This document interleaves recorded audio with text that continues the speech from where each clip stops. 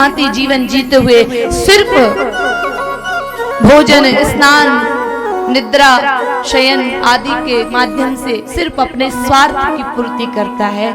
लेकिन एक सुंदर वर्णन आता है कि ईश्वर ने हमें ये तन दिया है तो ऐसा कुछ करके जाए कि संसार याद रखे, ऐसा कुछ करके जाए कि इस मनुष्य तन का आना सार्थक हो। हमारे आदरणीय मिश्र जी ने, पंडित जी ने तो अपने जीवन को सफल कर लिया कि ऐसी नींव रख के गए जो सालों साल तक चली और आगे भी चलेगी। तो कहते हैं कि कबीरा जब हम पैदा हुए जग हंसा हम रोए, ऐसी करनी कर चलो हम हंसे जग रोए।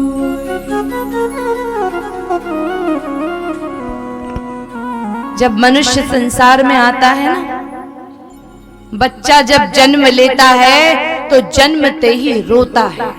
बताइए रोता है कि नहीं रोता? अगर नहीं रोता तो उसे जबरदस्ती रुलाया जाता है। अगर वो रोता है तो समझा जाता है स्वस्थ है, मस्त है, रुलाया जाता है। तो कबीरा जब हम पैदा हुए जग हंसा हम रोए। पूरे परिवार में, पूरे समाज में, वातावरण में खुशी होती है।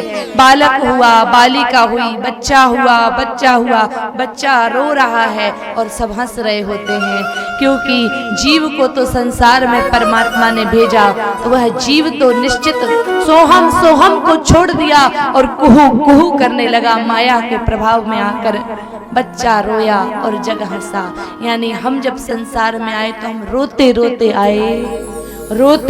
आए और संसार ने हंसकर स्वागत किया। लेकिन महापुरुष कहते हैं कि हम इतना दिव्य जीवन जिए, इतना श्रेष्ठ जीवन जिए, इतना अद्भुत अपने जीवन को बनाए कि उल्टा हो जाए। कैसा हो जाए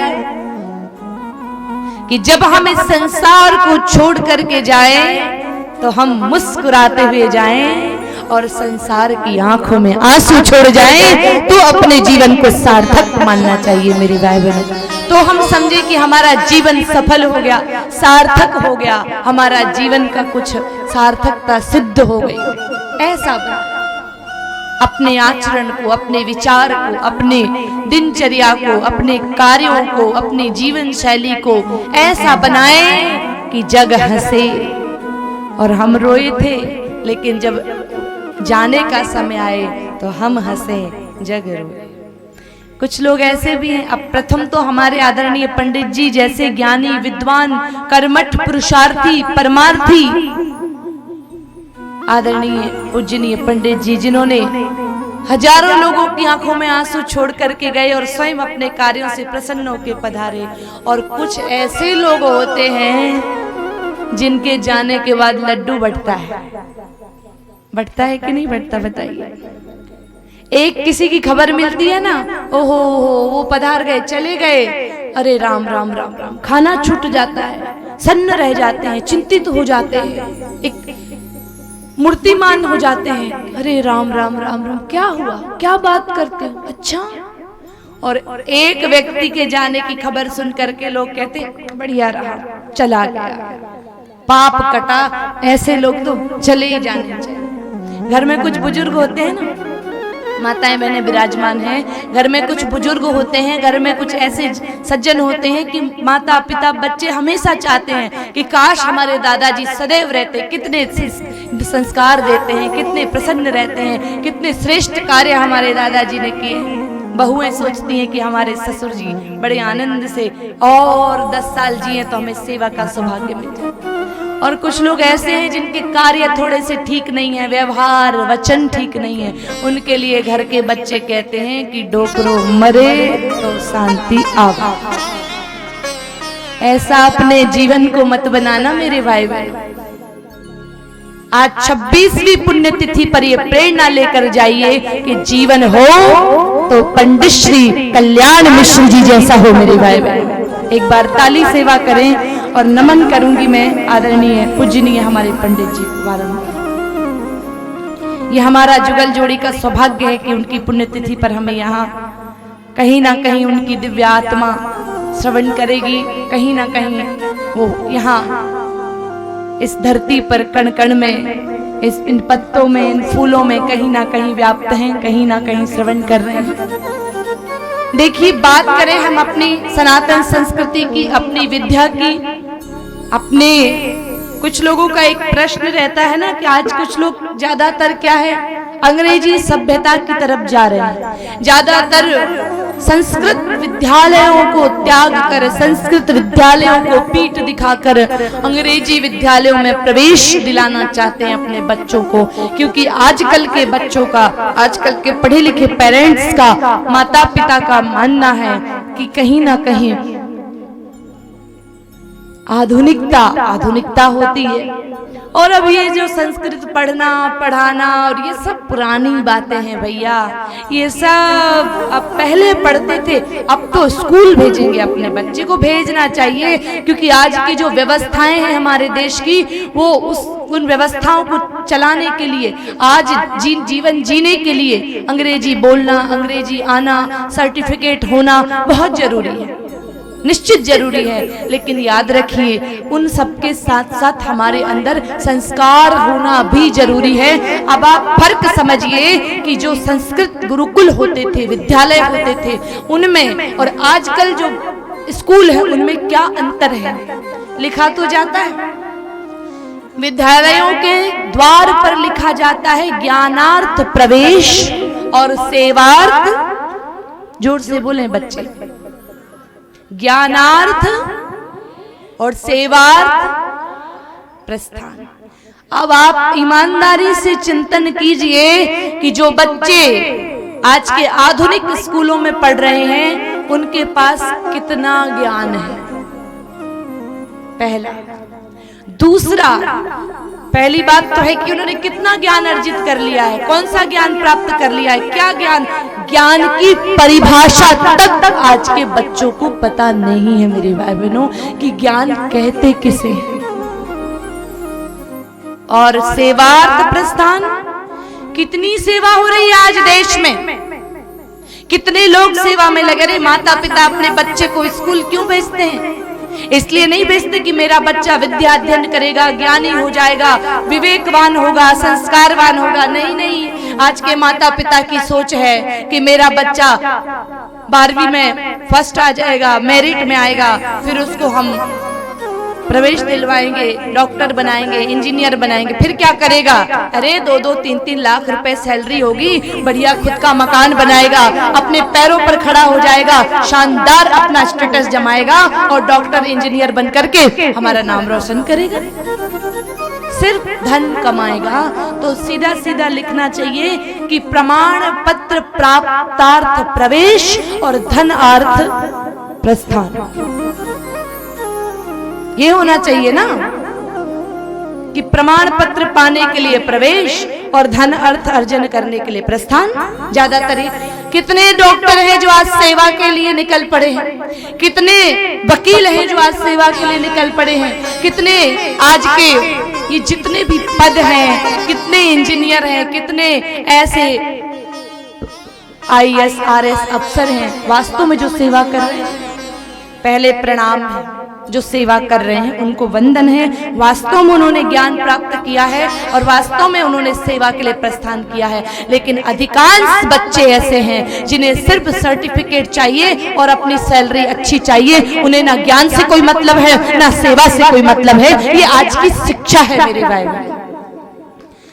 लेकिन जब गुरुकुल में बच्चा प्रवेश करता था, जब गुरुकुल में बच्चा प्रवेश लेता था तो वेदों का, शास्त्रों का, पुराणों का, ग्रंथों का ज्ञान प्राप्त करता था और ज्ञान प्राप्त करके जीवों की, माता पिता की, गौ माता की, इस भारत भूमि की, इस देश की सेवा का संकल्प लेकर के निकलता था मेरे भाई बहनों। जब गुरुकुल से कोई बच्चा, कोई बालक निकलता था। लेकिन आज का अच्छा विद्या अध्ययन क्यों करवाया जाए? वास्तव में विद्या अध्ययन तो हमारे राम जी ने भी किया। बताइए, राम जी को कोई नौकरी करने जाना था क्या?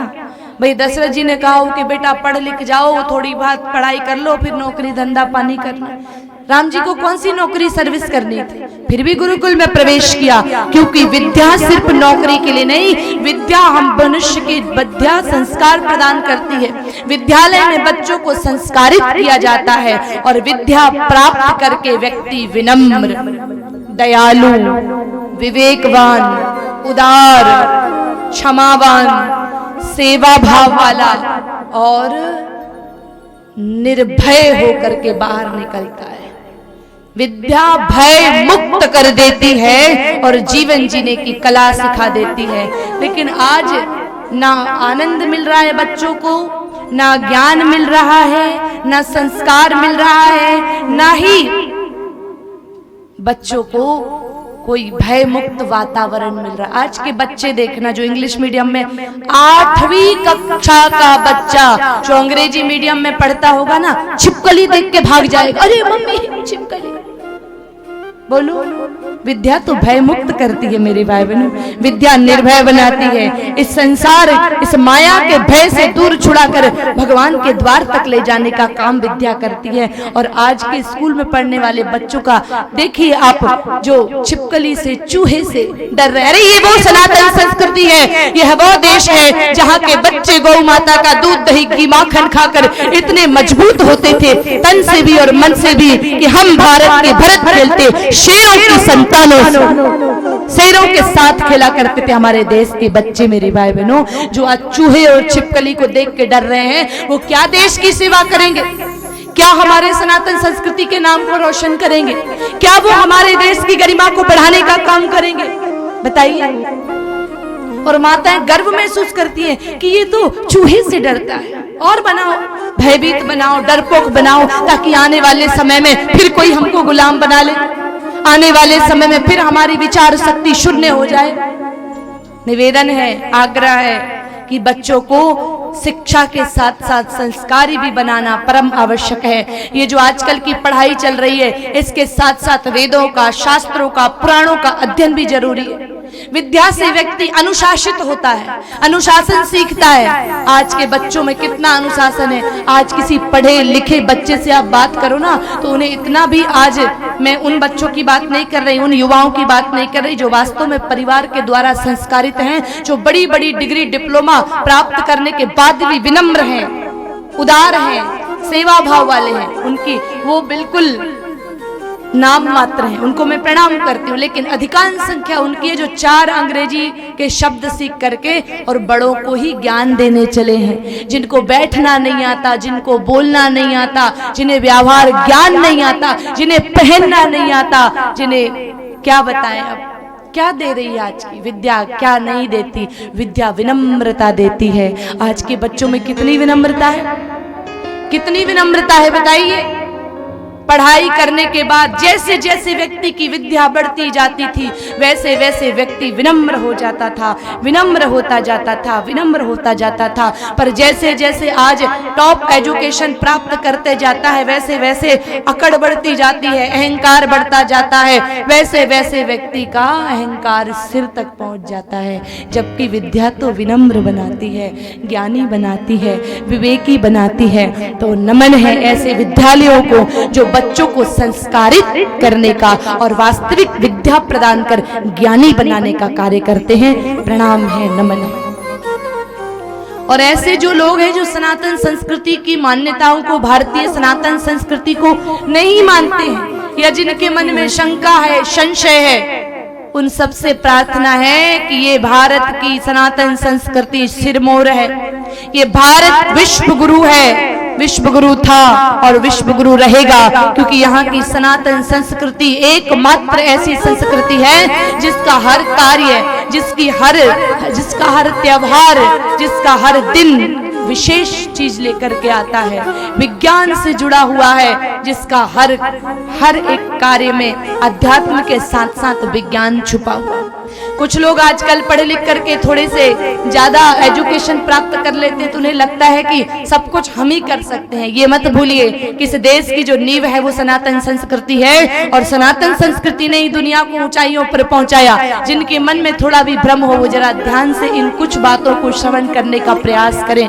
आज के लोग टेक्नोलॉजी को बताते हैं कि जितनी टेक्नोलॉजी आज है क्या उतनी टेक्नोलॉजी पहले थी? आइए भैया उस टेक्नोलॉजी की थोड़ी सी बात कर लेते हैं। आज के बच्चे बैठे हैं, नौजवान बैठे हैं, नवयुवक बैठे हैं जो वास्तव में आज की तकनीकी को बहुत कुछ मान बैठे हैं। याद रखो मेरे भाई बहनों कि आज की जो तकनीकी है, आज की जो टेक्नोलॉजी है उससे कई गुना ज्यादा हाई टेक्नोलॉजी पहले के समय में थी, पूर्व के समय में थी। हमारे कलयुग में नहीं, त्रेता युग तक का वर्णन आता है मेरे भाई बहनों। आइए एक बार प्रेम से जयकार लगाएंगे सभी मिलकर के। बोलिए भारत माता की, भारत माता की जय हो। आज आप और हम देखते हैं आसमान में जो विमान उड़ते देखते हैं, जो आज हवाई जहाज है, एरोप्लेन है, फ्लाइट है, तो आजकल के बच्चे सोचते हैं कि देखो पहले तो कुछ नहीं था, पहले तो लोग पैदल जाते थे, ना रोड थी ना कुछ था, लेकिन आज देखो कि आज के समय में हम वायुयान से यात्रा कर सकते हैं। तो भैया एक बात याद रखिए, एक बात निश्चित आपको आज हम जानकारी के लिए बता दें कि ये भले ही विमान उड़ना हो, भले ही आज के कोई अन्य चीज हो, इस सबके पीछे पुराने ग्रंथों का, शास्त्रों का प्रमाण है, पुराने ग्रंथों की, शास्त्रों की विवेचना है। भारतीय हमारे जो ऋषि मुनि हुए, भारद्वाज जी, कौन हुए बच्चों? आप पहले सीधे बैठ करके श्रवण करेंगे क्योंकि ये आपके लिए विषय रखा जा रहा है। भारद्वाज जी ने विमान शास्त्र लिखा।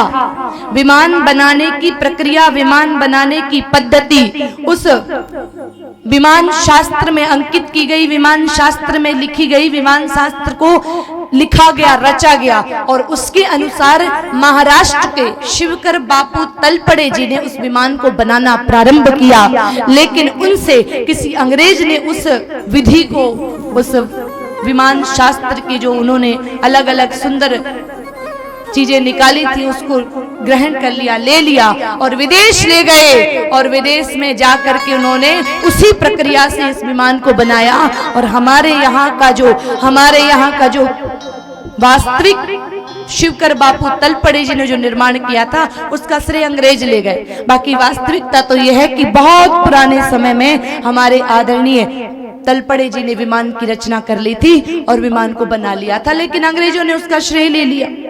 आज हम जो पाइथागोरस प्रमेय पढ़ रहे हैं वो हमारे शास्त्रों पुराणों से निकाली गई है। आज जो परमाणु सिद्धांत पढ़ते हैं, परमाणु सिद्धांत के प्रणेता जॉन डाल्टन ने अपनी एक पुस्तक में लिखा है कि मैं जो परमाणु का सिद्धांत देने जा रहा हूं, यह परमाणु का ये जो सिद्धांत है ये मैंने भारतीय संस्कृति के पुराणों में से पढ़ा है। और वास्तव में भागवत महापुराण के प्रथम स्कंद में लिखा है कि भारत इस धरती का वह कण, सूक्ष्म से सूक्ष्म वह भाग जिसका कोई और भाग न किया जा सके, उसे परमाणु कहते हैं। अगर जीरो किसी ने दिया तो हमारे भारत ने दिया।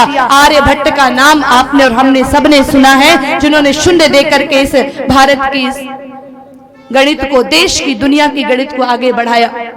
तो प्यारे भाई और बहनों, ये भारतीय सनातन संस्कृति है जिसने सब कुछ प्रदान किया। जिन बच्चों को लगता है कि पहले टेक्नोलॉजी नहीं थी, अरे ये तो वो देश है जहाँ पे भगवान श्री राम को जब पार जाना था, जब समुद्र को पार करना था, सागर को लांघना था, तो सेतु का निर्माण किया गया। भगवान समुद्र ने प्रकट होकर के कहा कि हे राम, आपकी सेना में 2 अभियंता, 2 इंजीनियर हैं, नल और नील, जो बहुत अच्छा पुल बनाना जानते हैं। और ऐसा पुल बना जो आज भी है। आज के इंजीनियर पुल बनाते हैं तो बनते बनते टूट जाता है मेरे भाई बहनों, और पहले का वह राम सेतु आज भी है जो वहां तब बनाया गया मेरे भाई बहन, आज भी है। एक और प्रसंग आता है कि जब भगवान श्री राम ने समुद्र से 3 दिन विनती की और जब समुद्र ने विनती नहीं स्वीकार करी तो भगवान ने अपने बाण को संधान किया, अग्नि बाण संधान किया। तो आजकल के बच्चे प्रश्न उठाते हैं कि दीदी माँ आप एक बात बताइए कि जल को जलाने के लिए अग्नि बाण संधान किया, पानी में भी भला आग लग सकती है क्या? आप बताइए बच्चों, पानी में आग लग सकती है क्या? नहीं लग सकती? लग सकती है। आइए जानते हैं कैसे। तो फिर भगवान राम ने अग्नि बाण संधान क्यों किया बताइए? कुछ तो था, क्या था बताइए? पानी का फॉर्मूला क्या होता है?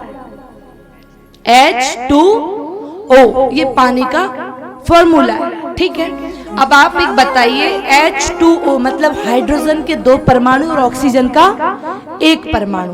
तो हाइड्रोजन जलने में सहायक होती है और ऑक्सीजन भी जलने में सहायक होती है। जब H2O को खंडित कर दिया जाए, हाइड्रोजन ऑक्सीजन अलग अलग हो जाएं, तो पानी को भी जलाने का सामर्थ्य रखती हैं। भगवान राम के बाण में एक ऐसा रसायन लगा हुआ था जो H और H2O को विखंडित कर देता था और दोनों मिलकर के आग लगाने में सक्षम हो जाती थी। मेरे भाई में ये टेक्नोलॉजी थी, उस समय की टेक्नोलॉजी थी।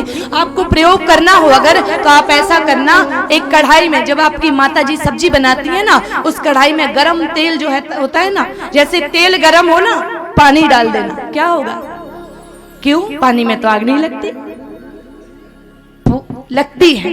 तो ये हमारे आजकल लोग ऑपरेशन करवा के कहते हैं अरे राम पहले तो ऐसा कुछ नहीं था, आज तो देखो कितने बड़े बड़े ऑपरेशन हो जाते हैं। हमारी सुश्रुत संहिता में शल्य चिकित्सा लिखी हुई है। और अगर वो भी विश्वास ना हो तो देखो भगवान गणेश जी को, कि जब माता पार्वती ने गणपति जी को बनाया, शंकर भगवान को क्रोध आया और शंकर भगवान ने गणेश जी का मस्तक काट दिया और हाथी का मस्तक ऊपर लगा दिया। ये हमारा भारत है मेरे भाई। जब दक्ष प्रजापति पर शिव जी क्रोधित हुए तो गर्दन काटी, वीरभद्र ने सारा आतंक मचा दिया, लेकिन बकरे की गर्दन स्थापित की गई, जोड़ी। ये हमारा भारत है मेरे भाई बहनों, ये भारत की टेक्नोलॉजी है।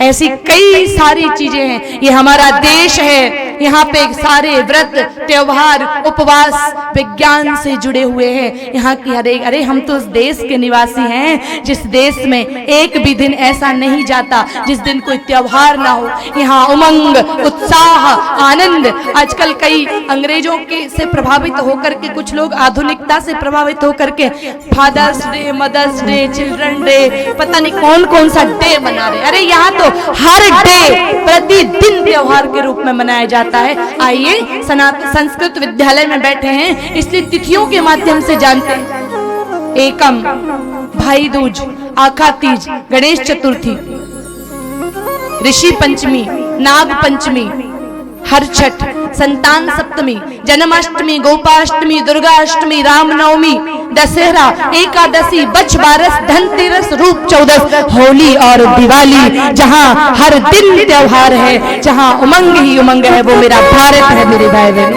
हमें गर्व होना चाहिए कि हम भारत के निवासी हैं, जहाँ की 16 संस्कार विज्ञान सम्मत हैं, जहाँ का हर त्योहार एक महत्व रखता है। हम उस देश के हैं। आइए सुंदर कुछ पंक्तियों के साथ बस हम अपने इस वाणी को एक संदेश देते हुए विराम देंगे। जब जीरो दिया मेरे भारत ने मेरे भारत ने, दुनिया को तब गिनती आई, तारों की भाषा भारत ने दुनिया को पहले सिखलाई। देता ना दशमलव भारत तो यूं चांद पे जाना मुश्किल था। धरती और चांद की दूरी का अंदाजा लगाना मुश्किल था। सभ्यता जहां पहले आई, पहले जन्मी है जहाँ पे कला। अपना भारत वो भारत है जिसके पीछे संसार चला, संसार चला और आगे बढ़ा, यूं आगे बढ़ा बढ़ता ही गया। भगवान करे ये और बढ़े, बढ़ता ही रहे और फूले फले, बढ़ता ही रहे और फूले फले, बढ़ता ही रहे और फूले फले। तो निवेदन है, ये जो सब था ना, इसके पीछे एक कारण थी गौ माता। जब तक भारत में गौ माता को माता का दर्जा था, तब इस देश में नालंदा और तक्षशिला जैसे विद्यालयों, विश्वविद्यालयों में विदेशों के बच्चे अध्ययन करने के लिए आया करते थे। उस समय मेरे भाई बहनों, इस देश की जो जब तक गौ माता को श्रेष्ठ माना जाता था, आजकल तो बच्चे अंग्रेजी पढ़ते हैं तो विज्ञान नहीं आती, विज्ञान पढ़ते हैं तो गणित नहीं आती, गणित पढ़ते हैं तो आर्ट्स नहीं आती, इतिहास नहीं आता, हिस्ट्री नहीं आती, एक ही सब्जेक्ट पढ़ पाते हैं। लेकिन जब रामचरितमानस में लिखा है कि जब भगवान श्री राम विद्या अध्ययन करने के लिए गुरु और गोविंद के सानिध्य में गए, तो चौपाई के माध्यम से श्रवण कीजिए क्या हुआ। गुरु ग्रह गए पढ़न रघुराई, गुरु ग्रह गए पढ़न रघुराई, गुरु ग्रह गए पढ़न रघुराई, गुरु ग्रह गए पढ़न रघुराई। अल्पकाल विद्या सब आई, अल्पकाल विद्या सब आई, अल्पकाल विद्या सब आई, गुरु ग्रह गए पढ़न रघुराई। अल्पकाल में सारी विद्या, पुराणों ग्रंथों का अध्ययन, धनुर्विद्या, शास्त्र नीति, राजनीति और हर शस्त्र और शास्त्र से लेके सभी विद्याओं को भगवान ने ज्ञात कर लिया। और अल्पकाल में, अल्पकाल विद्या सब आई, अल्पकाल विद्या सब आई। श्री राम जय राम, श्री राम जय राम, श्री राम जय राम, श्री राम जय राम, जय जय राम, श्री राम जय राम, जय जय राम, श्री राम जय राम, जय जय राम, श्री राम जय राम, जय जय राम, ओ श्री राम जय राम, जय जय राम।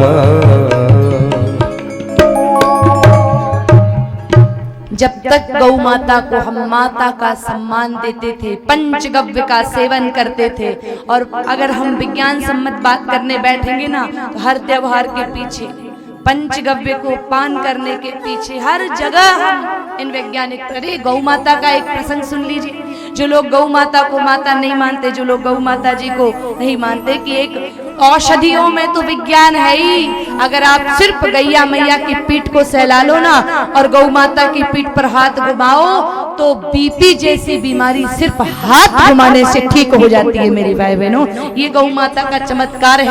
गाय माता के गोबर में, कंडे की राख में 40.6% ऑक्सीजन है, जो हमारे शरीर की बीमारी को ठीक कर देती है।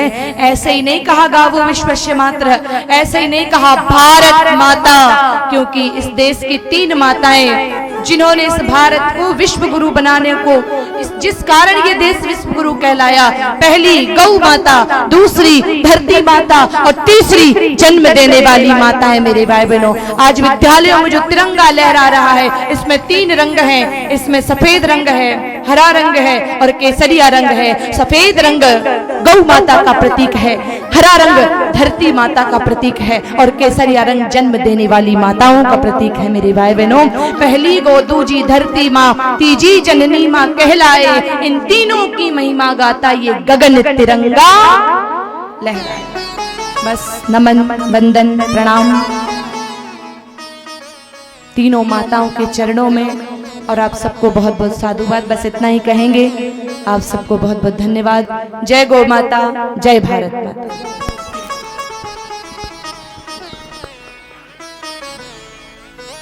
जो परिस्थिति से लड़ा है वही तो जीवन में आगे बढ़ा है, जिसने किस्मत को कोसा है वह वहीं का वहीं खड़ा है। तुम्हारी तकदीर के चित्र भी तुम हो और चित्रकार भी तुम हो। हमारे शिक्षार्थियों को आज बहुत ही अप्रितम और मनोरम संयोग मिला है कि हमारे लालसोट के ऐसे शिक्षाविद जिन्होंने उस जमाने में जब देश आज़ादी की करवट ले रहा था, उस समय शिक्षा की अलख जगाने का निश्चय किया।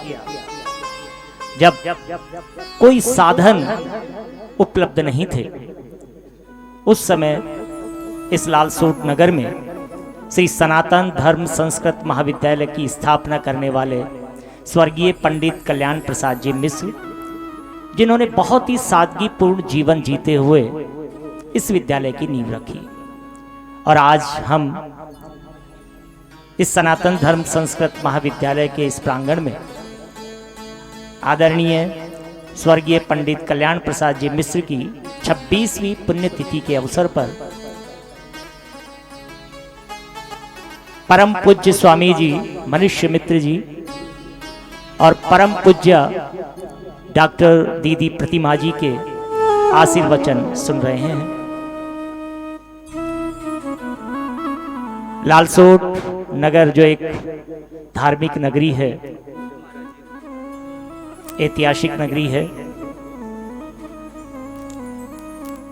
इस ऐतिहासिक नगरी में संस्कृत और संस्कृति का प्रचार प्रसार आदरणीय पंडित जी ने किया।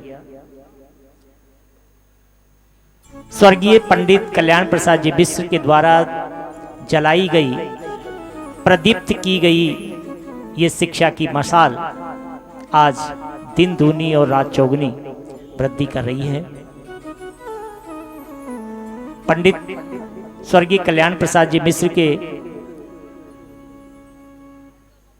बड़े सुपुत्र जो इस लालसोट के जाने माने वकील थे, लालसोट की एक राजनीतिक हस्ती थे, लालसोट ब्लॉक के प्रधान रहे, विभिन्न संस्थाओं के अध्यक्ष रहे, आदरणीय स्वर्गीय पंडित राम रूप जी मिश्र, जिन्होंने लालसोट का इतिहास लिखा।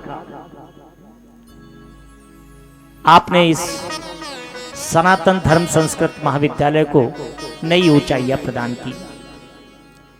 आपके जाने के बाद आपके अनुज और स्वर्गीय पंडित कल्याण प्रसाद जी मिश्र के अनुज पुत्र स्वर्गीय श्री राम प्रसाद जी मिश्र, जो हमारे लालसोट नगर पालिका के चेयरमैन रहे, आपने इस अलग को और ज्यादा प्रदीप्त किया। बहुत सौभाग्य की बात है कि आज इस सनातन धर्म संस्कृत महाविद्यालय की इस ज्योत को और ज्यादा प्रदीप्त कर रहे हैं स्वर्गीय श्री राम प्रसाद जी मिश्र के पुत्र और स्वर्गीय पंडित कल्याण प्रसाद जी मिश्र के सुपुत्र आदरणीय श्री दिनेश जी मिश्र, जो इस संस्था के सचिव हैं। लालसोट की राजनीति में अपनी महत्वपूर्ण पकड़ रखने वाले, जो हमारी लालसोट नगरपालिका के चेयरमैन रह चुके हैं। अभी वर्तमान में आपकी धर्मपत्नी श्रीमती रक्षा मिश्रा जी नगरपालिका लालसोट की चेयरमैन साहिबा है। आपने इस सनातन धर्म संस्कृत महाविद्यालय को, जो विगत 10 वर्षों पहले अनुदान सरकार की ओर से बंद कर दिया गया था, उसके बाद भी आगे बढ़ाया है। बिना अनुदान के चल रही ये सनातन धर्म संस्कृत महाविद्यालय आज श्रीमान दिनेश जी मिश्र शिक्षा के नवाचार स्टाफ के सदस्यों, यहाँ के आचार्यों, यहाँ के गुणीजनों, यहाँ के प्रबुद्धजनों और सनातन धर्म संस्कृत महाविद्यालय की समिति के सदस्यों के द्वारा नए नए नवोन्मेषी नवाचार शिक्षा के क्षेत्र में करते रहते हैं। ये जो मंच यहाँ सुशोभित है आचार्य श्री और पूज्य दीदी डॉक्टर प्रतिमा जी का, इसके बाईं तरफ जो बड़ा हॉल आप देख रहे हैं, ये बड़ा हॉल पंडित नवल किशोर शर्मा जो हमारे दौसा के एमपी रहे हैं, बहुत बड़ी राजनीतिक हस्ती भारत में रहे हैं, गुजरात राज्य के राज्यपाल रहे हैं। आपने तत्कालीन सांसद, राज्यसभा सांसद श्री मूलचंद जी मीना के सहयोग से यह हॉल बनवाया था। और इस हॉल के ऊपर जो हॉल आप देख रहे हैं, ये पंडित नवल किशोर शर्मा जी ने यूजीसी के माध्यम से बनवाया। लालसोट के ऐसे प्रवासी जो लालसोट नहीं रहते, देश के विभिन्न स्थानों में अपना जीवन यापन करते हैं, देश के विभिन्न स्थानों पे लालसोट का परचम लहरा रहे हैं, उन्होंने इस सनातन धर्म संस्कृत महाविद्यालय की इस ज्योत में अपना योगदान दिया है। आज स्वर्गीय पंडित कल्याण प्रसाद जी मिश्र की 26वीं पुण्यतिथि के अवसर पर जो तस्वीर यहाँ फूलों से सजी हुई है, उन तस्वीरों में हमारे वो आदरणीय महानुभाव हैं जिनका किसी न किसी रूप में इस संस्कृत महाविद्यालय को, इस संस्कृति के संवहन में अपूर्णीय योगदान रहा है। संस्था को आजीवन सहयोग करने वाले स्वर्गीय पंडित नवल किशोर शर्मा, स्वर्गीय पंडित श्री राम रूप मिश्र और स्वर्गीय श्री राम प्रसाद जी मिश्र, जिनका अप्रतिम सहयोग इस संस्था को रहा है, और आप ही के दिखाए मार्ग पर इस संस्था के सचिव और खादी ग्रामोद्योग समिति लालसोट के अध्यक्ष, पूर्व चेयरमैन नगर पालिका लालसोट आदरणीय श्री दिनेश जी मिश्रा इस कार्य को बहुत ज्यादा गति प्रदान कर रहे हैं। हम आदरणीय दिनेश जी मिश्रा साहब के भी बहुत आभारी हैं कि आपने इस संस्था के सचिव होने के नाते हमारे विद्यार्थियों को, हमारे लालसोट के गुणीजनों को, हमारी माताओं बहनों को डॉक्टर दीदी प्रतिमा जी का आशीर्वचन प्रदान करने का जो बीड़ा यहाँ उठाया, जिसे साकार रूप हमें दिया, हम निश्चय ही आपके आभारी हैं। दीदी प्रतिमा जी के शब्दों में निश्चित रूप से मुझे शिक्षक होने के नाते ये बात माननी पड़ेगी कि आज हम शिक्षा में संस्कार कहाँ दे पा रहे हैं, शिक्षा में संस्कार हम बच्चों तक संवहन क्यों नहीं कर पा रहे हैं। निश्चय ही इस प्रश्न का उत्तर हमें खोजना पड़ेगा। हमें हमारी निष्ठा को, हमारी लगन को और ज्यादा मजबूत तरीके से हमारे इन विद्यार्थियों में, इन शिक्षार्थियों में लगानी पड़ेगी। शिक्षा में संस्कार हम हमारे विद्यार्थियों को नहीं दे पा रहे हैं, या फिर ये शिक्षार्थी नहीं ले पा रहे हैं, इसका दोष हम हमारे शिक्षार्थियों पर कदापि नहीं दे सकते। हम सबको ये सोचना पड़ेगा, हम सबको ये मानना पड़ेगा। हमारे अभिभावक यहाँ बैठे हैं, हमें परिवार का माहौल बदलना पड़ेगा, परिवार का वातावरण बदलना पड़ेगा। हमारे ग्रंथों, हमारे महापुरुषों, हमारे पूर्वजों के संस्कारों को बच्चों को बताना पड़ेगा, तब जाकर हमारी आने वाली पीढ़ी को हम ये संस्कार दे पाएंगे।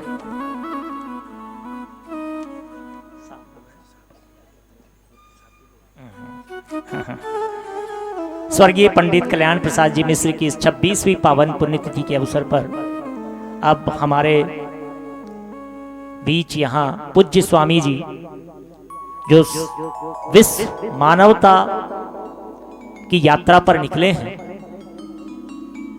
विश्व की महानतम आध्यात्मिक जुगल जोड़ी पूज्य स्वामी जी मनुष्य मित्र जी और डॉक्टर दीदी प्रतिमा जी, जिनके आशीर्वचन हम यहाँ सुन रहे हैं। इस क्रम में अब मैं पूज्य स्वामी जी से निवेदन करूंगा, आप हमें अपना आशीर्वचन प्रदान करें। परम पूज्य स्वामी मनुष्य मित्र।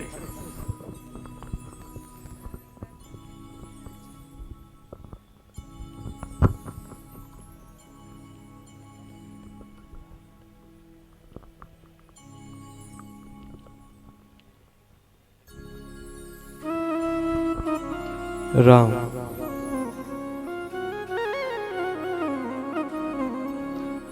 राम श्री राम।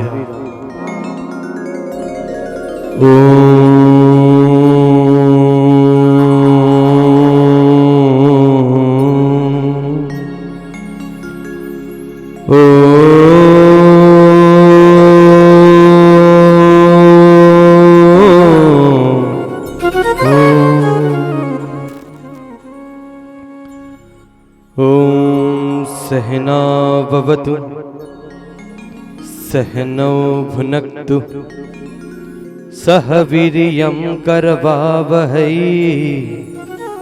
तेजस्विनामधीतमस्तु मा विद्विषावहै। ओम असतो मा सद्गमय तमसो मा ज्योतिर्गमय मृत्योर्मा अमृतं गमय। सर्वे भवन्तु सुखिनः सर्वे सन्तु निरामया सर्वे भद्राणि पश्यन्तु मा कश्चित् दुःखभाग् भवेत्। बोले कृष्ण कन्हैया लाल की जय, बालाजी महाराज की जय, चार भुजानाथ की जय, गौशाला धाम की जय, गंगा मैया की जय, सरयू मैया की जय, नर्मदा मैया की जय, भारत माता की सत्य सनातन धर्म की जय, सत्य परंपरा की जय, समस्त ऋषि मुनियों की जय, समस्त साधु संतों की जय, माता पिता गुरुदेव की जय। नमः पार्वती पते हर हर महादेव।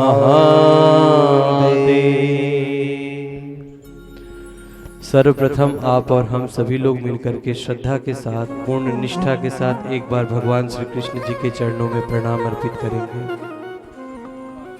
बहुत ही दिव्य अवसर है ये, ऐसी महान विभूति जिन्होंने आने वाली पीढ़ियों के हृदय में संस्कार के रूप में संस्कृत को प्रतिस्थापित करने के लिए एक बहुत ही दिव्य स्वप्न देखा था। ऐसे स्वर्गीय पंडित आदरणीय कल्याण प्रसाद जी मिश्र जी की आज पुण्यतिथि के इस अवसर पर आप और हम सभी एकत्रित यहाँ हुए हैं, जिसमें कुछ भगवत चर्चा, भारत दर्शन, भारत गौरव गाथा और हमारी संस्कृति की जो उच्चतम मर्यादाएं हैं, जो दर्शन है, वो आप और हम सभी लोग कर रहे हैं। देखिए, समय का अभाव है, कुछ ही शब्दों में कुछ निवेदन करेंगे। आज यहाँ विद्यार्थी भी बड़ी संख्या में बैठे हैं। ये जो हमारा भारतवर्ष है, बच्चे ध्यान देंगे, पहले सभी सीधे बैठ जाएं। ये बेटियां आपस में बात करने वाली जो है, या तो उधर चली जाए। ये जितनी बेटियां बैठी हैं, अगर आपस में बात कर रहे हैं तो बेटा उठ के उधर चले जाए। बच्चों का पहला नियम होता है अनुशासन। अगर आपके जीवन में अनुशासन है, तभी आप कुछ ग्रहण कर पाएंगे और अपने जीवन में कुछ उपलब्ध कर पाएंगे। दो शब्दों में निवेदन करेंगे, बड़े ध्यान से श्रवण कीजिएगा। ये भारतवर्ष किसी कालखंड में पूरे विश्व का गुरु था बच्चों। क्या था? सभी एक साथ बोलो, क्या था? पूरे विश्व का गुरु था। और हम गुरु किसको मानते हैं? जो हमसे बड़ा हो, जो हमसे योग्य हो, जो हमसे अधिक पात्र हो, दक्ष हो, जो हमारे से अधिक शौर्यवान हो, हर चीज में पारंगत हो, महारत हो। ये सारी योग्यता पात्रता जिसमें होती है, उन्हीं को हम अपना गुरु स्वीकार करते हैं। तो ये जो भारत देश है भाइयों बहनों और प्यारे बच्चों, ये भारत देश पूरे विश्व को नेतृत्व प्रदान करता था। पूरा विश्व इस भारत का अनुसरण करता था। पूरा विश्व इस भारत से ज्ञान लेता था, विज्ञान लेता था, जीवन जीने की शैली पूरा विश्व इस भारत से सीखता था। लेकिन आपको पता है कब? जब इस देश में स्कूल नहीं होते थे, गुरुकुल होते थे। क्या होते थे? सभी साथ में बोलेंगे, तब मुझे लगेगा कि जागे हो, नहीं तो आपस में बात करोगे। क्या होते थे? गुरुकुल होते थे। स्कूल कौन लाया? अंग्रेज लाए। कौन लाया? उससे पहले हर गांव में गुरुकुल होते थे और गुरुकुल में श्रुति व्यवस्था चलती थी। श्रुति व्यवस्था का मतलब होता है गुरुजी बोलते थे और शिष्य लिखते नहीं थे। क्यों नहीं लिखते थे? क्योंकि लिखने की आवश्यकता ही नहीं पड़ती थी। क्योंकि उस समय के विद्यार्थियों की जो मेधा शक्ति होती थी, जो एकाग्रता की शक्ति होती थी, वो इतनी उच्च कोटि की होती थी कि गुरुजी जो बोलते थे वो स अक्षर विद्यार्थी अपने जीवन में, अपने स्मरण में उतार लेते थे। और अगर गुरुजी उस पंक्ति को, उस श्लोक को, उस सूत्र को, उस व्याख्या को या उस परिभाषा को 15-20 साल बाद भी पूछते थे तो वो शिष्य उसी तरह से उनके सामने वो प्रकट कर देते थे। लेकिन आज क्या वो हो रहा है? आज आपके गुरुजी जब कहते हैं कि चलो बच्चों आज एक सूत्र आपको पढ़ाया जाएगा, चलिए आप इसको नोट कीजिए, तो आप नोट करने के लिए तुरंत क्या निकालते हो? Copy pen. क्यों? क्योंकि आपको पहले से कॉन्फिडेंस है कि हम याद कर ही नहीं सकते और हमसे याद होगा ही नहीं। यही है ना? तो ये भारतवर्ष बच्चों तब विश्व गुरु था जब इस भारत के अंदर विद्यार्थी और जो शिष्य थे वो हर क्षेत्र में योग्य थे, हर क्षेत्र में पात्र थे। उनकी मेधा शक्ति, उनकी एकाग्रता की शक्ति, उनकी जिज्ञासा, उनकी अभिप्सा, उनकी लालसा, उनके अनुशासन, उनके चरित्र, उनके नेतृत्व, वो बहुत ही उच्च कोटि के होते थे बच्चों। अभी हमारे आदरणीय संचालक जी बता रहे थे, बहुत अच्छा लगा इनके स्वीकार्य भाव को देख करके। कहीं ना कहीं ऐसा आज वातावरण बना है कि बच्चों को संस्कार नहीं मिल पा रहे हैं। तो उसका मूल कारण ये है कि देखिए दो चीज होता है, एक होता है प्रवचन और एक होता है आचरण। अगर मैं आज कहूं कि बच्चों झूठ बोलना पाप है, सुनने में कितना अच्छा लगा।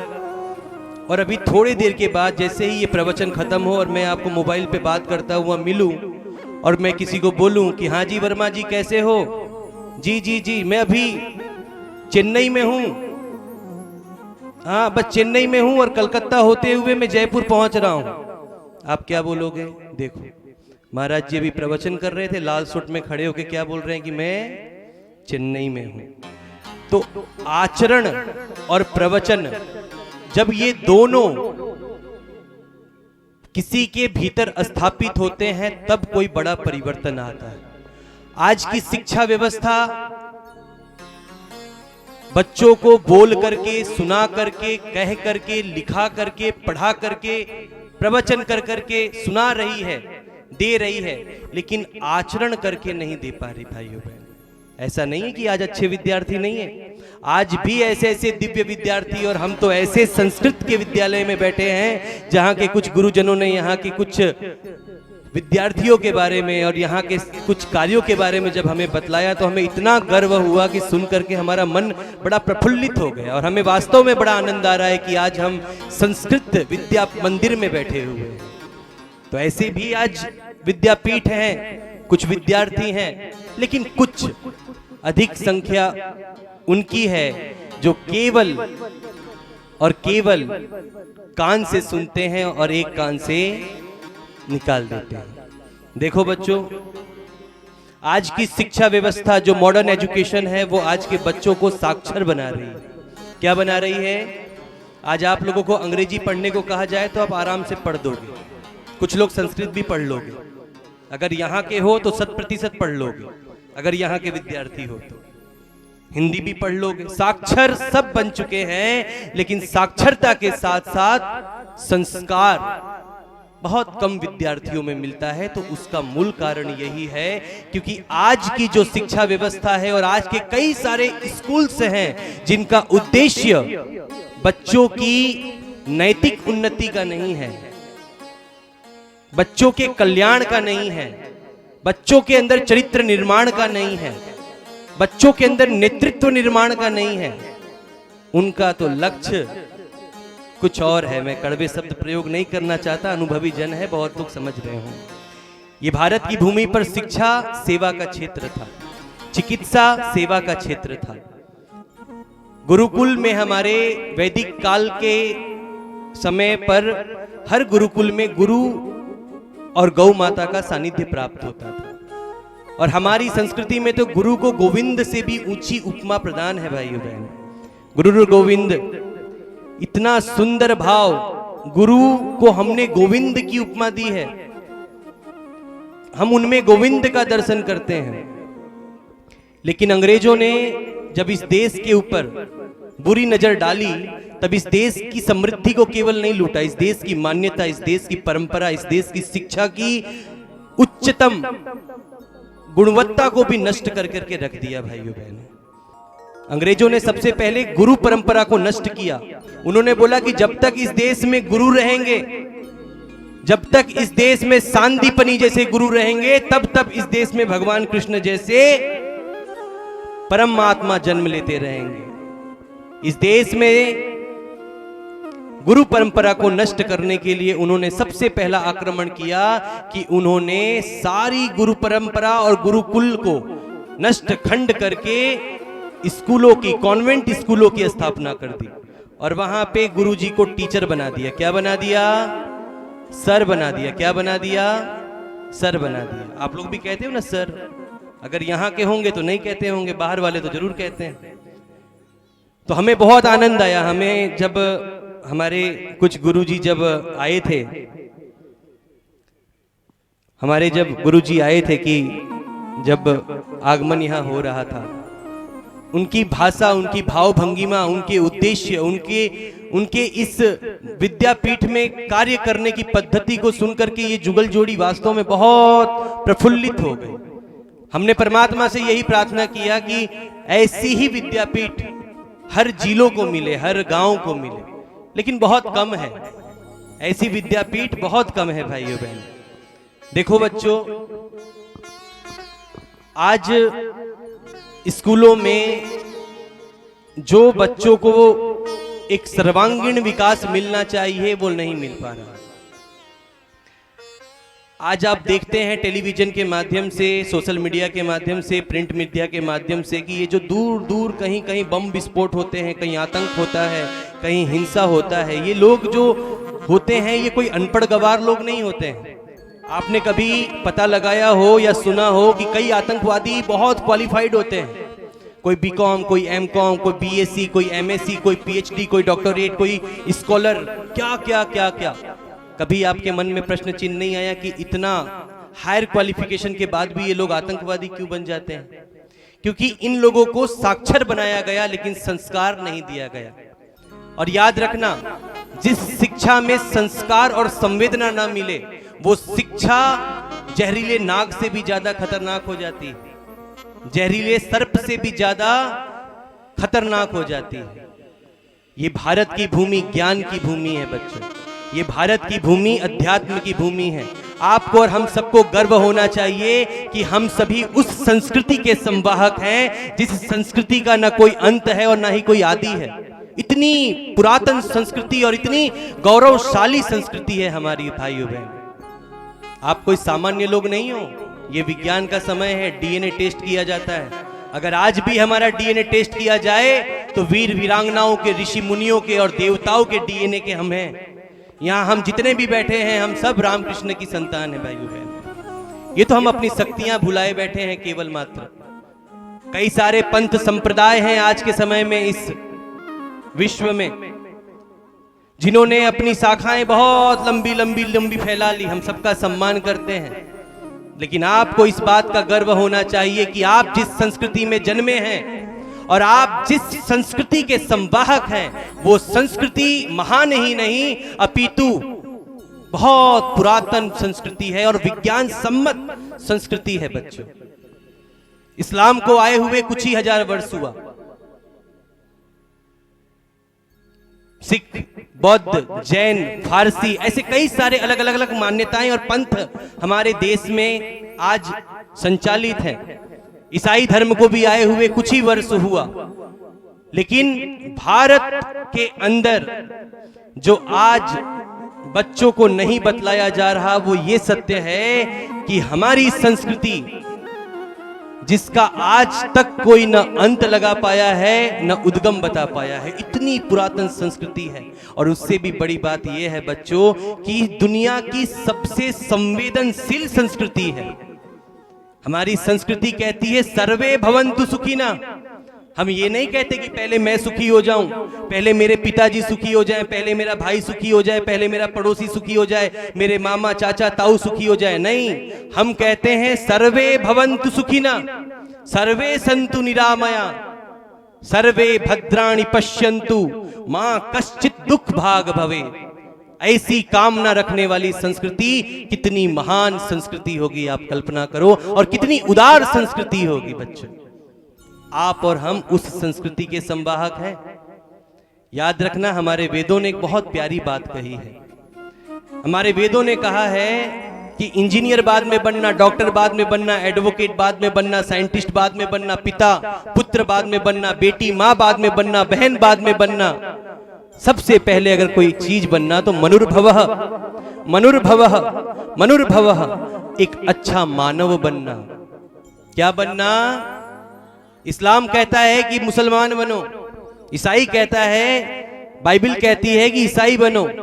अलग अलग पंथ संप्रदाय के जो ग्रंथ हैं, जो मान्यताएं हैं, वो कुछ न कुछ बनने को कहती है, और अच्छा ही कहती है, बुरा नहीं कहती, हम सम्मान करते हैं। लेकिन हमारी वेद की ओर आओ, हमारी वेद की वाणी है कि सबसे पहले अगर कुछ बनना है तो एक अच्छा इंसान बनो। मनुर्भव, जो एक अच्छा मानव है वो एक अच्छा गुरु भी बन सकता है, एक अच्छा पिता भी बन सकता है, एक अच्छा पुत्र भी बन सकता है, एक अच्छा डॉक्टर भी बन सकता है, एक अच्छा इंसान भी बन सकता है, कुछ भी बन सकता है। लेकिन पहली शर्त है कि एक अच्छा मानव होना जरूरी है, और अगर एक अच्छा मानव नहीं है तो फिर वो कुछ भी नहीं बन सकता। तो ये जो वैश्विक मानवता अभियान का जो पहला सूत्र है वो लोगों के हृदय में मनुर्भव की भावना को स्थापित करना है बच्चों। देखो, आज जिस विद्यापीठ में हम बैठे हैं ना, यहाँ पे संस्कृत की भाषा का ज्ञान प्रदान किया जाता है, और संस्कृत की भाषा का अर्थ है इस संसार की सबसे समृद्ध भाषा संस्कृत भाषा। आज हम लोगों को आमतौर पर जब हम किसी को नॉन स्टॉप अंग्रेजी बोलते हुए पाए देखते हैं ना, तो हमें बहुत ऐसा लगता है कि कितना क्वालिफाइड व्यक्ति है ये, इसकी पर्सनालिटी कितनी अच्छी है, लगता है बहुत ही कोई हाई प्रोफाइल फैमिली का पर्सन होगा। ऐसा ही जजमेंट करते हैं ना हम, जिसको कभी बहुत अंग्रेजी बोलता हुआ पाते हैं तो। और आप लोगों को भी बड़ा गर्व होता। लेकिन एक बात ध्यान रखना भाइयों बच्चों, प्यारे बच्चों, इस दुनिया में ऐसी कोई भाषा नहीं है जो संस्कृत से अधिक समृद्ध भाषा हो। संस्कृत एक ऐसी भाषा है जो हमारी देव भाषा है। हमारे समस्त ग्रंथ, शास्त्र, पुराण, वेद, उपनिषद, श्रुतियां, स्मृतियां संस्कृत में ही अवतरित हुई हैं, प्रकट हुई हैं, लिखी गई हैं, रची गई हैं। और सबसे बड़ी बात यह है कि संस्कृत का सामर्थ्य यह है बच्चों कि संस्कृत के एक शब्द में से हजारों शब्द का निर्माण किया जा सकता है। ये संस्कृत की उपलब्धि है, संस्कृत की शक्ति है, संस्कृत की भव्यता है, संस्कृत की विराटता है। और आपको पता है, जिस अंग्रेजी को बोल करके आज भारत के भूमि पर जन्मे हुए कुछ भारत के बच्चे अपने आप को गौरवान्वित महसूस करते हैं, तो गरीब भाषा की कमजोरी सुन लो। अंग्रेजी वो भाषा है जिसमें चाचा को भी अंकल बोलते हैं, मामा को भी अंकल बोलते हैं, फूफा को भी अंकल बोलते हैं, चाची को भी आंटी बोलते हैं, मामी को भी आंटी बोलते हैं, मौसी को भी आंटी बोलते हैं, फुआ को भी आंटी बोलते हैं। आंटी और अंकल के अलावा उनके पास शब्द ही नहीं है। इतनी गरीब शब्दकोश की भाषा है ये अंग्रेजी। देखो, गलत मत ले लेना, हम सबका सम्मान करते हैं। हमने पहले ही कहा, हम उस संस्कृति के संवाहक हैं जो वसुधैव कुटुंबकम की भावना रखती है। ये पूरा विश्व एक परिवार है बच्चों। लेकिन एक बात ध्यान रखना कि जो हमारी संस्कृति है वो संस्कृति महान संस्कृति है बच्चों, दिव्य संस्कृति है जिसका अनुसरण पूरे विश्व ने किसी कालखंड में किया था। अच्छा, ये जो आप लोगों ने वस्त्र पहन रखा है, मैं अभी देख रहा था कई सारे बच्चों को ऐसे शर्ट खुला हुआ था, बीच में चश्मा लटका हुआ था और ऐसे जीन्स वगैरह, अच्छे लग रहे हो आप लोग, ऐसा नहीं बुरे लग रहे हो, बहुत अच्छे लग रहे हो। लेकिन आप लोगों ने कभी मंदिरों में देखा कि आपके राम जी ने ऐसे चश्मा लटकाया हो और ऐसे जीन्स थोड़ा यहाँ फटा हुआ हो और ऐसा कुछ देखा? आपके माता पिताजी राम जी का दर्शन करने जाते होंगे, शायद आप लोग भी जाते होंगे। अगर इस विद्यापीठ के विद्यार्थी होंगे तो अवश्य जाते होंगे। कभी माता सीता को देखा बच्चे लोगों, आप लोगों ने कभी ऐसा जींस या ऐसा कुछ देखा? नहीं देखा। क्या देखा? माता सीता और भगवान राम किस वस्त्र में? भारत की दिव्य विज्ञान युक्त पवित्र सात्विक भारतीय वेशभूषा में हमारे देवी देवता हमें दर्शन देते हैं बच्चों।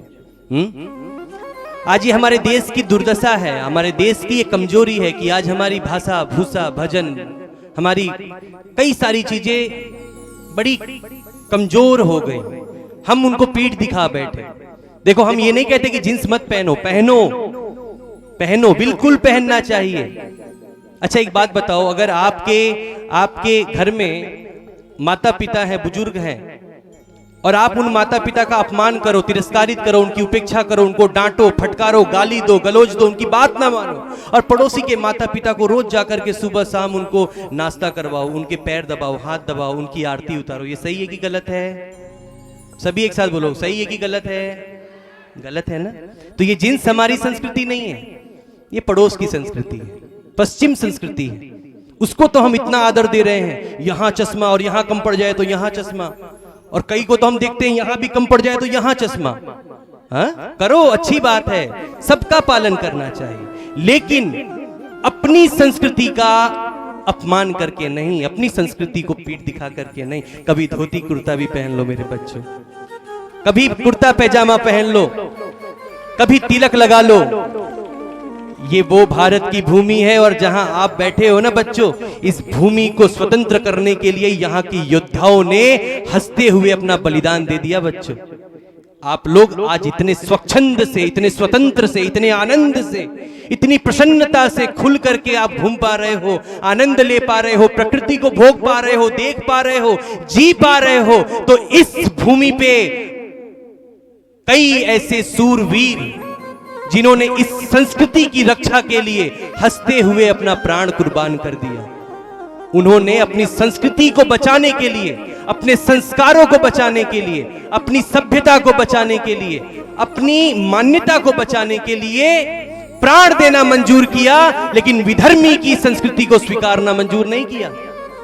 कभी आप पढ़ोगे तो अपने आप को गौरवान्वित महसूस करोगे कि आप किसकी संतान हो। कई विधर्मियों ने जलते हुए लोहों को आंख में घुसेड़ दिया, कहा तुमको छोड़ देंगे, लेकिन एक बार अपने मुंह से बोलो कि तुम हिंदू सनातनी नहीं हो और तुम अपने धर्म को छोड़ करके इस धर्म को स्वीकारो। हमारे महापुरुषों ने और हमारे सूरवीरों ने अपना प्राण दे दिया, लेकिन अपने धर्म और संस्कृति को नहीं छोड़ा मेरे बच्चों। ये संस्कृति है हमारी। तो हम आपको ये नहीं कह रहे कि आप अपना गर्दन कटवा दो या अपने आप को गोली मरवा लो, नहीं, अब बचा भी नहीं। अब तीर तलवार चलाने का जमाना नहीं है, अब तो विचारों की लड़ाई है। तीर तलवार चलाने वाला समय गया, अब तो लड़ाई विचारों की है, विचारों की है। जब इस देश में लॉर्ड मैकॉले शिक्षा पद्धति की स्थापना की गई, तो लॉर्ड मैकॉले ने एक बात कही थी कि आने वाले समय में इस भारत को मैं ऐसा बना दूंगा कि इस भारत का हर एक विद्यार्थी दिखने में तो भारतीय दिखेगा, उसको देखने में ऐसा लगेगा कि ये किसी भारत के ही माता पिता का बच्चा है, ये किसी भारत के गांव का, किसी भारत के राज्य का बच्चा है, लेकिन उसका मन, उसकी आत्मा उसकी भाषा, उसका चाल चलन, उसका चरित्र मैं पूरा अंग्रेजियत में डुबो दूंगा। ये लॉर्ड मैकॉले की कल्पना थी और कहीं ना कहीं आज वो थोड़ी थोड़ी सार्थक होती हुई चारों ओर नजर आती है। मेरे बच्चे, आप लोगों से बस हाथ जोड़ करके ये आग्रह, निवेदन, प्रार्थना कि अपनी संस्कृति को मत भूलो, अपनी संस्कृति को पीठ मत दिखाओ, क्योंकि आप जिस समृद्ध संस्कृति के संवाहक हो, उस संस्कृति को आज पूरा विश्व लोहा मानने के लिए बाध्य हो चुका है। इस कोरोना काल में कई लोगों के दिमाग, कई लोगों का अक्ल ठिकाने आ गया। कुछ लोग कहते थे कि ये हिंदू तो मूर्ख है, पीपल की पूजा करते हैं। लेकिन जब इस कोरोना में ऑक्सीजन की कमी हुई और जब लोग 5,000 का ऑक्सीजन का बोतल 5 लाख रुपया भी देके खरीद रहे थे और नहीं मिल रहा था, तब डॉक्टरों ने सुझाव दिया कि खटिया बिछाओ और पीपल के नीचे जाके सो जाओ। उन्होंने बोला क्यों? बोले पीपल एकमात्र ऐसा वृक्ष है जो अत्यधिक ऑक्सीजन प्रदान करने वाला दिव्य स्थान है। तब दिमाग ठिकाने आया पूरे विश्व का कि हिंदू पीपल की पूजा क्यों करता है, हिंदू तुलसी माँ की पूजा क्यों करता है, हिंदू सूर्य उपासना क्यों करता है। हमारी संस्कृति की हर एक मान्यताएं, परंपराएं, रीति रिवाज विज्ञान सम्मत है। बच्चों, कभी भी अपनी नजरों को नीचे मत करना। इतने विज्ञान सम्मत संस्कृति में आप सभी जन्मे हो, बस ज्ञान का, कुछ जानकारियों का अभाव है। कुछ 4 किताबें पढ़े लिखे लोग आप लोगों की आंख को नीचे कर देते हैं। कभी अपनी संस्कृति को टटोलो, कभी अपने शास्त्रों के पन्नों को पलटो। जब आप अपने ग्रंथों को देखोगे, जब अपने ग्रंथों के भीतर जाओगे, तो अथाह संपदा पाओगे। और वो संपदा सब आपके लिए ही हमारे ऋषि मुनियों ने छोड़ी है। हमारे 4 युग हैं, सतयुग, आगे आप बोलो दूसरा, त्रेता युग, द्वापर युग और आपका हमारा कलयुग। इन चारों युग में कई सारे ग्रंथों की रचना हुई है बच्चों, कई सारे पुराणों की रचना हुई है, कई सारे दिव्य सूत्रों की रचना हुई है। ये रचनाएं ऐसे ही नहीं हो गई, ये रचनाएं ऐसे ही नहीं हो गई। अगर आज आपको किसी एक विषय पर 5 पंक्ति लिखने को कहा जाए ना, तो आप 2 दिन मांगोगे, फिर भी वो पंक्ति कहीं ना कहीं टूटी होगी, फूटी होगी, कुछ ना कुछ दोष होगा। लेकिन हमारे ऋषियों ने ये जो हमारे सारे शास्त्र ग्रंथ, वेद, पुराण, उपनिषद, श्रुतियां, स्मृतियां, हमारी दिव्य मान्यताएं, परंपराएं जो रची हैं, जो बनाई हैं और हमको परोस दी हैं, वो ऐसे ही नहीं परोसी हैं। लाखों लाखों वर्ष की तपस्या के बाद, लाखों लाखों वर्ष के अनुसंधान के बाद, लाखों लाखों वर्ष के शोध के बाद ये ग्रंथों में मर्म हमें सौंपे गए हैं बच्चों। आज पूरा विश्व गीता जी का अनुसरण कर रहा है। आज पूरा विश्व कहीं ना कहीं शांति खोज रहा है। आज पूरे विश्व के पास साधन है, संसाधन है, सुविधा है, विकास है। आज मेट्रो ट्रेनें दौड़ रही हैं, आज फ्लाइट पे फ्लाइट उड़ रहे हैं। आज तकनीकी के नाम पर यहाँ पर आप हाई लिखो तो 7 समुद्र पार से हेलो लिखा हुआ आ जाता है। इतना भाग चुके हैं हम, इतना आगे बढ़ चुके हैं विज्ञान की दृष्टि से, लेकिन मन की दृष्टि से आज पूरा विश्व अशांत है, दुखी है, पीड़ित है, कष्ट में है, संताप में है, डिप्रेशन में है, फ्रस्ट्रेशन में है, इरिटेशन में है। बच्चे भी कहीं ना कहीं इन चीजों के शिकार हो रहे हैं और आज पूरा विश्व कहीं ना कहीं भारत की ओर नजर लगाए बैठा है कि यही भारत है जो पूरे विश्व को शांति प्रदान कर सकता है, क्योंकि ये वो भारत है जो बुद्ध भी देता है और युद्ध भी देता है। ये वो भारत है जो शांति भी देता है और क्रांति भी देता है। ये वो भारत है जो बच्चों को सिखलाता है कि एक हाथ में शस्त्र रखो और दूसरे हाथ में शास्त्र रखो। पहले शांति की बात करो, पहले कभी भी शांति से अपनी भाव को अर्पित करो, और दुष्ट आताताई विधर्मी अगर शांति से बात न माने तो फिर उसके बाद क्रांति करो। ये वो संस्कृति है मेरे बच्चों। आज पूरा भारत अपने मन को, अपनी आत्मा को, अपने जीवन को आनंदमय बनाने के लिए पश्चिम से दौड़ दौड़ करके हरिद्वार आ रहा है, कोई उत्तरकाशी आ रहा है, कोई कहीं आ रहा है, कोई कहीं आ रहा है, कोई कहीं ध्यान लगा रहा है, कोई अष्टांग योग का अनुसरण कर रहा है, कोई वेदों का अनुसरण कर रहा है। हम जब हरिद्वार में जाते हैं तो हमें देख करके बड़ा आश्चर्य होता है। अंग्रेज जो फॉरेनर्स हैं वो संस्कृत बोल रहे हैं। ऐसी कई सारी कंट्रीज के अंदर भी आज संस्कृत के बहुत अच्छे अच्छे विद्यालय संचालित हो चुके हैं। क्योंकि उन लोगों ने हमारी संस्कृति के अंदर, हमारे शास्त्रों के अंदर छुपी हुई उस विराट संपदा को, उस विराट वरदान को पहचान लिया है। और हम जिसकी संतान है, जो हमारे पिता थे, जो हमारे दादा थे, जो हमारे पूर्वज थे, जो हमारे ऋषि मुनि थे, जिन्होंने हमारे लिए ये सारी चीजों को छोड़ा, आज वही बच्चे कहीं ना कहीं उन सारी चीजों से अनभिज्ञ है और परिचित है, अनजान है। तो आप लोगों से बस यही आग्रह है, निवेदन है, प्रार्थना है मेरे बच्चों, कि अपने ग्रंथों को, अपने शास्त्रों को जानो, पहचानो। और वो तब पहचान पाओगे जब आपको थोड़ा बहुत, मैं ये नहीं कहता कि आप संस्कृत के विद्वान बन जाओ, लेकिन थोड़ा बहुत संस्कृत का ज्ञान हमें होना चाहिए, क्योंकि संस्कृत हमारी देव भाषा है। इस पूरी पृथ्वी पर 24 अवतार हुए, लेकिन 24 अवतारों ने जन्म कहीं लिया तो इस पावन पवित्र त्याग और ज्ञान की भूमि भारत भूमि पर लिया। और भारत की भूमि पर जब साकार शरीर लेकर के निराकार परमात्मा उतरे, तब उन्होंने जब अपने श्री मुख से ज्ञान की धारा बहाई, तो वो संस्कृत में ही बहाई मेरे बच्चों। अगर आपको उस संस्कृत के प्रति सम्मान और संवेदना जागृत जिस दिन हो जाएगा, उस दिन आप नहीं रहोगे बच्चों। आपके अंदर शिवाजी बोलेंगे, आपके अंदर महाराणा प्रताप बोलेंगे, आपके अंदर अर्जुन खड़ा हो जाएगा और फिर ताल ठोकेगा। और फिर भगवान श्री कृष्ण की जो वाणी थी, यदा यदा ही धर्मस्य ग्लानिर्भवति भारत, उस भाव से आप भी बच्चों शास्त्र और शस्त्र की भावना को लेकर के अपने देश की गरिमा को बचाने के लिए आप भी प्रशस्त हो जाओगे मार्ग पर। लेकिन तब जब अपनी संस्कृति को थोड़ा सा सम्मान दोगे। सप्ताह में 7 दिन होते हैं, 2 दिन जींस पहनो। मैं ये नहीं कहता कि जींस मत पहनो, मैंने भी ये देखो, ये टी शर्ट ही पहना है, ये टी शर्ट है, ये टी शर्ट है। हम विरोध नहीं कर रहे, हम वसुधैव कुटुंबकम की भावना रखते हैं, लेकिन मेरी कटी वस्त्र भी मेरे साथ है मेरे बच्चे। मेरी संस्कृति, मेरी माँ पहले सम्मानीय है। मैं दूसरों की, सारे की माँ का सम्मान करूंगा, मैं सबके पिता का सम्मान करूंगा, सबकी भाषा का सम्मान करूंगा, क्योंकि ये सर्वे भवन्तु की भूमि है। लेकिन सबसे पहले मैं अपनी संस्कृति का सम्मान करूंगा मेरे बच्चे। ऐसी भावना रखो, और जब आप ऐसी भावना लाओगे तो फिर जो देवी जी कह रही थी ना कि ज्ञानार्थ प्रवेश और सेवार्थ प्रस्थान, फिर आपको सेवा सिखलानी नहीं पड़ेगी। आपके ब्लड में, आपकी रक्त में, आपकी विचारों में, आपकी दृष्टि में, आपके संकल्पों में, आपके प्रयत्न में, आपके प्रयास में सेवा स्वयं अवतरित होने लगेगा। क्योंकि जब संस्कार का उदय होता है, तब सेवा सिखलाने की जरूरत नहीं पड़ती। फिर सेवा तो स्वतः अपने हाथ से होता है मेरे बच्चों। क्योंकि हमारी संस्कृति की जो मान्यता है वो बहुत संवेदनशील मान्यता है, याद रखना। हम तो उस भारत के जन्मे हुए लोग हैं जो एक चींटी को मारने से पहले भी 50 बार सोचते हैं। हमारी संस्कृति कहती है, और हमारे बूढ़े बुजुर्ग सिखाते थे कि बेटा चींटी को मत मारना, अगर चींटी को मारोगे ना तो तुमको भी अगला जन्म मिलेगा चींटी का, और ये चींटी भी तुमको वैसे ही दंड देगी। हम इतने संवेदनशील संस्कृति के लोग हैं। आज पूरा विश्व युद्ध की कगार पर खड़ा है। अभी हम कहीं जानकारी मिली थी, मोबाइल में देख रहे थे कि अभी कोई 2 कंट्री में युद्ध भी चालू हो चुका है।